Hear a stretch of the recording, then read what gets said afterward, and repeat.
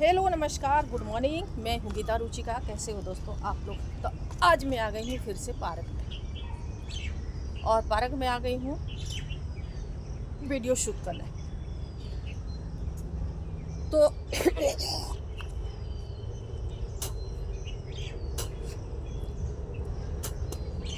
पता नहीं गला में क्या क्या फंस जाता है, समझ में नहीं आता।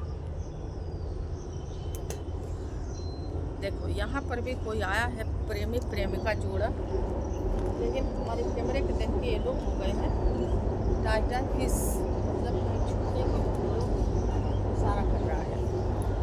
क्या करिएगा, हर जगह छिनरपन है। ऐसा नहीं है कि सिर्फ कुंवारे ही लड़कियां इस छिनरपन में बसी हुई है, शादीशुदा औरतें भी इस छिनरपन में है। क्या करिएगा, किससे कहने जाइएगा, कौन सुनता है?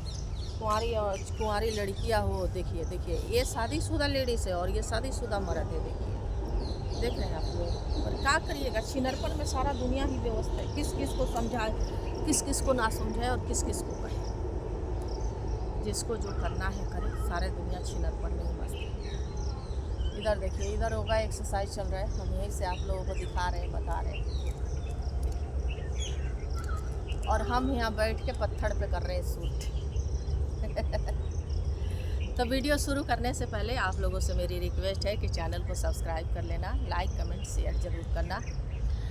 और आज मैं फिर से आप लोगों के सुना रही हूँ एक प्रथा के बारे में। ध्यान से सुनिएगा, कहीं वीडियो लंबा ना हो जाए। पर मैं इसको बहुत शॉर्टकट में लेती हूँ कि वीडियो भी लंबा ना हो और आप इस प्रथा को भी सुन लीजिए।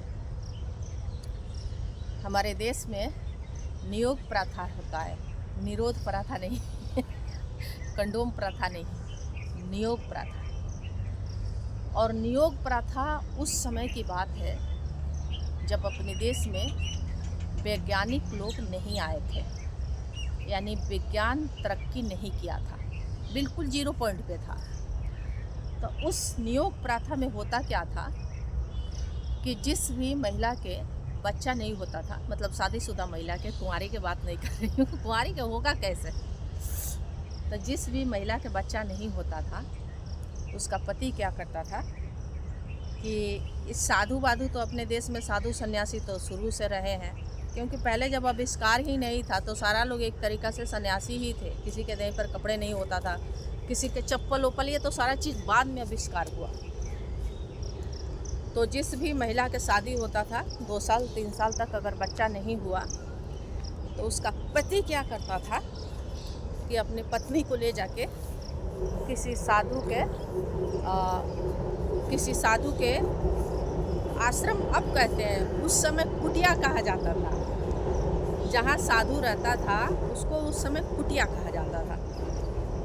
तो जिस किसी लेडीज़ के बच्चा नहीं होता था, उस समय उसका पति ले जाके वो साधु के कुटिया में छोड़ देता था, मतलब आज के भाषा कहे तो आश्रम में छोड़ देता था।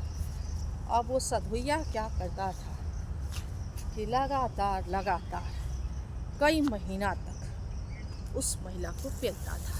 देखिए निकल रहे हैं पारक से। उस महिला को पेलता था लगातार।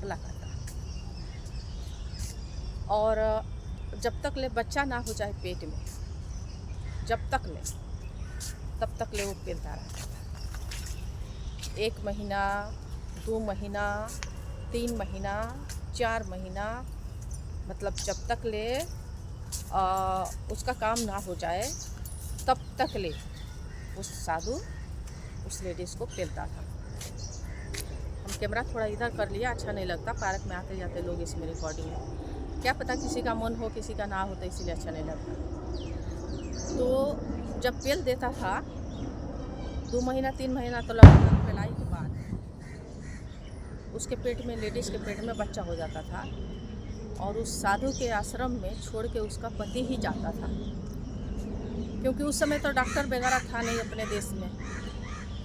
तो जब वो लेडीज़ के पेट में बच्चा हो जाता था, जैसे गाय गोविन हो गई, भैंस गोविन हो गई, इस तरीक़ा से वो भी गोविन हो जाती थी, तो उसका पति आता था, आके पैर छूता था, बाबा आशीर्वाद दीजिए, आशीर्वाद दीजिए। और फिर बहुत सारा दान दक्षिणा दे के उस साधु को और अपनी बीवी को ले जाता था। फिर वो बच्चा कहाँ होगा, साधु के तो आश्रम में होगा नहीं, वो बच्चा तो वही होगा जहाँ उसका पति रहता है, पति के घर में बच्चा होगा। तो उस समय डॉक्टर वॉक्टर नहीं था। और आज के टाइम तो ये डॉक्टर घोषित कर चुका है ना, नपुंसक पतियों के, जो मर्द नपुंसक होगा उसकी औलाद नहीं होगा, क्योंकि उसमें बच्चा पैदा करने वाला कीटाणु नहीं होता।